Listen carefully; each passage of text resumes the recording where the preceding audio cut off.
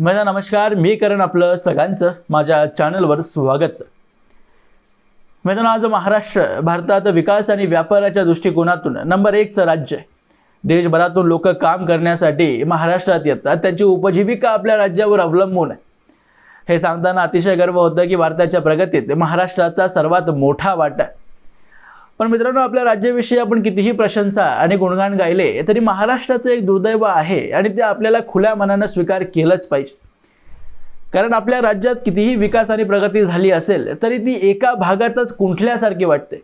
मुंबई आणि पश्चिम महाराष्ट्राला एका बाजूला ठेवलं आणि याची तुलना जर उर्वरित महाराष्ट्राशी केली तर आपल्याला एक गोष्ट कळून येईल की या दोन भागांमध्ये विकासाच्या बाबतीत जमीन आसमानाचा फरक आहे. पश्चिम महाराष्ट्राने नेहमीच उर्वरित महाराष्ट्राचा उपयोग करून घेतल्यासारखा वाटतो. तेही विशेष करून गडचिरोली सारखे जिल्हे ज्यात आपल्याला खनिजांचे भंडार सापडतात, त्याचं शोषण करून आपला विकास केल्याचं इतिहास आपल्याला सांगतो. आणि हे काही लोकांनी मुद्दामून केलेलं मी म्हणत नाही, कारण मराठी पत्रकारांनी आजपर्यंत गडचिरोलीमध्ये मूळचे आदिवासी लोक कोणत्या प्रकारचं जीवन जगतायत हे सांगण्याचं कधी कष्ट घेतलेलंच नाही. कारण मुंबई पुणे या पलीकडे जाण्याचा प्रयत्न सुद्धा पत्रकारांनी कधी केलंच नाहीये. कारण तेवढा खर्च करून गडचिरोली सारख्या जिल्ह्यांपर्यंत जाणार कोण? त्यावर माहिती आणि कॉन्टेंट जर बनवलं तर लोक पाहतील का, ही वरची शंका. त्यामुळे खर्च केल्यावर तो रिकवर होईल का, आणि तो न झाल्यावर आपल्याला नुकसान होईल आणि ते सहन कोण करणार? त्यामुळे मराठी मीडिया कधी या जिल्ह्यांपर्यंत पोहोचलीच नाही. आणि त्यामुळे संयुक्त महाराष्ट्र म्हणजे मुंबई आणि खूपच जरा जास्त वाद झाला तर कर्नाटकमधले काही जिल्हे हे महाराष्ट्रात आले पाहिजेत. फक्त हाच मुद्दा राजकारणात नेहमी पेटलाय. पण गडचिरोलीच्या जिल्ह्यात काय चाललंय हे जाणून घेण्याची दखल महाराष्ट्राच्या जनतेने कधी केलीच नाही आणि हे आपलं दुर्दैव आहे. पण मित्रांनो, आज परिस्थिती ही हळूहळू सुदैवाने बदलते. देवेंद्र फडणवीस मुख्यमंत्री झाल्यापासून त्यांनी गडचिरोली या जिल्ह्याला प्राथमिकता दिली. आजच्या जगात जेव्हा सगळेच मंत्री झाल्यावर लगेच मराठी पत्रकारितेच्या भाषेत मलाईदार जिल्ह्यांचं पालकमंत्रीपद मिळवण्यासाठी प्रयत्नशील असतात, त्या ठिकाणी स्वतः मुख्यमंत्री असताना सुद्धा देवेंद्र फडणवीसांनी गडचिरोली सारख्या जिल्ह्याचं पालकमंत्रीपद स्वीकारलं.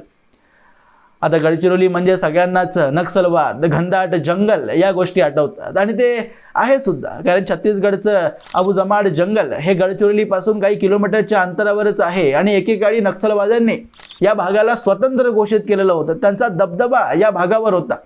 एक स्वतंत्र राज्य आणि आपण राजा आहोत असं नक्षलवाद्यांना त्या काळी वाटायचं. खरं तर काँग्रेसने हे सुधार करण्यासाठी नेहमीच प्रयत्न केलेले होते. काँग्रेस मूळतः कम्युनिस्टांची शत्रूच आहे. पण जेव्हा राजीव गांधींनंतर त्यांचं बहुमत गेलं आणि कम्युनिस्टांचा आधार घेऊन सरकार बनवण्याची वेळ जेव्हा काँग्रेसवर आली, तेव्हा या जंगलांमध्ये जे नक्षलवादी होते त्यांची ताकद अजून वाढली आणि स्वघोषित राजा झाल्यासारखे हे लोक वागायला लागले.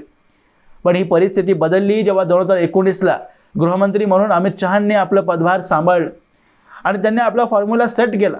नक्षलवाद्यांनी एकतर शरण यावं किंवा मरण आपलं स्वीकार करावं, त्याशिवाय आम्ही चर्चा करण्यासाठी एक क्षणासाठी तयार नाही आहोत हे स्पष्टपणे त्यांना सांगून टाकलं. देवेंद्र फडणवीस सुद्धा 2014ला जेव्हा मुख्यमंत्री आणि गृहमंत्री झाले तेव्हा गडचिरोलीमधून नक्षलवाद संपुष्टात आणण्यासाठी त्यांनी सगळेच प्रयत्न केले आणि आज जवळजवळ गडचिरोलीमधून नक्षलवाद हा संपुष्टात येण्याच्या मार्गावर आहे.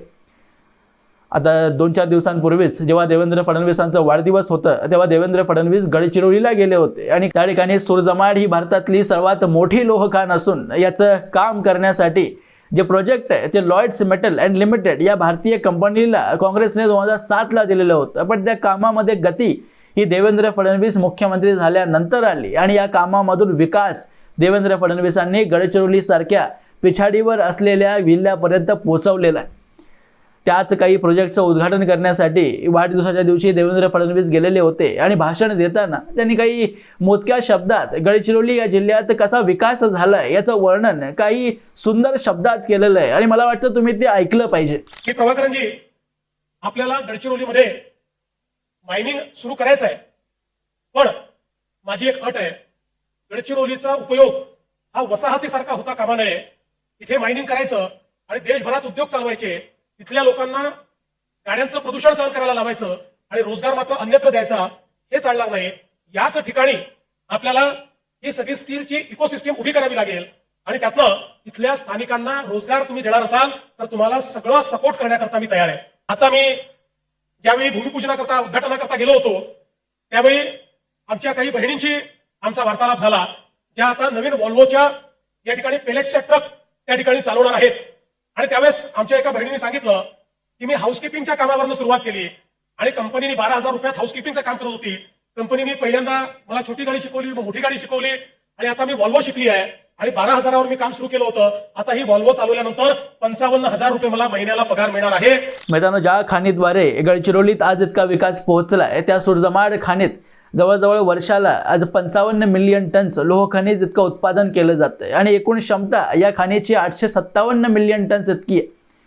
लॉयड्स मेटल अँड लिमिटेड या कंपनीला ही खाण 2057 पर्यंत लीजवर दिली गेली असून या कंपनीद्वारे आत्तापर्यंत देवेंद्र फडणवीसांनी 14,000 युवकांना रोजगार उपलब्ध करून दिलाय आणि त्यांनी दिलेल्या माहितीनुसार अजून 20,000 युवकांना रोजगार मिळणार.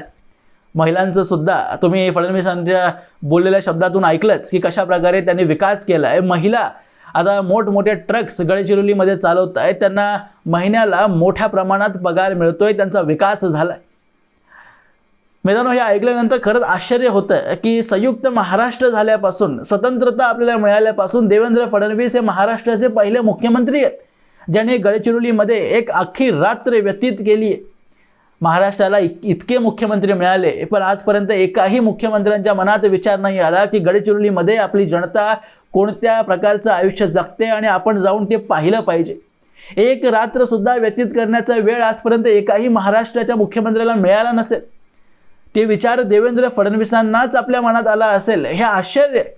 आणि यावर आपल्याला खरंच चिंतन करण्याची गरज आहे की 2014 हे वर्ष यावं लागलं की एका मुख्यमंत्र्याला गडचिरोलीपर्यंत जावं हा विचार त्याच्या मनात आला. खरं तर आपल्याला आता हे सुदैवच मानावं लागेल की 2014 नंतर का होईना आपण एका मुख्यमंत्र्याला याचा विचार आला की गडचिरोली हे महाराष्ट्राचाच भाग आहे आणि त्या ठिकाणी जाऊन आपल्याला तिथे विकास पोहोचवला पाहिजे. तिथली जनता ही महाराष्ट्रीयनच आहे आणि देवेंद्र फडणवीसांनी या गोष्टीची हमी दिली आहे की जेही उत्पादन आपण या जिल्ह्यात करणार आहोत, जेवढीही संपत्ती आपल्याला मिळणार आहे त्यातला बहुतांश भाग याच जिल्ह्यात गुंतवणूक केला जाईल. देवेंद्र फडणवीसांनी फक्त खाणे आणि उत्पादनावरच भर दिलेला नाही आहे, तर इथल्या लोकांसाठी शाळा, दवाखाने आणि इतर सुविधासुद्धा उपलब्ध करून देण्यासाठी सरकारने लक्ष केंद्रित केलं. सरकारने जवळजवळ आता आपल्या समोर जी माहिती आहे त्यानुसार 60,000 कोटी अजून गडचिरोलीमध्ये इन्व्हेस्ट करणार आहेत, गुंतवणूक करणार. त्यामुळे देवेंद्र फडणवीसांनी जे गडचिरोलीला प्राथमिकता दिली आहे, इथल्या जिल्ह्याचा विकास करण्यासाठी त्यांनी लक्ष केंद्रित केलं आहे. त्यामुळे इतिहास शीर्षस्थानावर ठेवेल जेव्हाही गडचिरोली या जिल्ह्याचा विषय इतिहासात उचलला जाईल. देवेंद्र फडणवीसांनी दिलेली महाराष्ट्राला ही सर्वात मोठी भेटवस्तू म्हणावी लागेल. फडणवीसांनी अनेक कामं केली आहेत, अनेक मोठमोठे महामार्ग आपल्या राज्याला दिले आहेत, पण या सगळ्या कामांच्या व्यतिरिक्त जे गडचिरोलीसाठी देवेंद्र फडणवीसांनी केलंय ते आजपर्यंत कुठल्याच मुख्यमंत्र्यांनी करण्याचा विचार सुद्धा केलेला नव्हता. ते खऱ्या परिस्थितीत उतरवण्यासाठी ग्राउंडवर लोकांना तो विकास पोचावा यासाठी प्रयत्न देवेंद्र फडणवीसांनी केलेत आणि यासाठी त्यांची जितकी प्रशंसा करावी तितकी कमीच आहे. असो मित्रांनो, याबद्दलची तुमची मतं तुम्ही मला कमेंट बॉक्समध्ये अवश्य लिहून कळवू शकता आणि असेच माहितीपूर्ण व्हिडिओज पाहण्यासाठी माझ्या चॅनलला सबस्क्राईब जरूर करा. भेटूया पुढच्या व्हिडिओमध्ये. तोपर्यंत जय हिंद, जय महाराष्ट्र.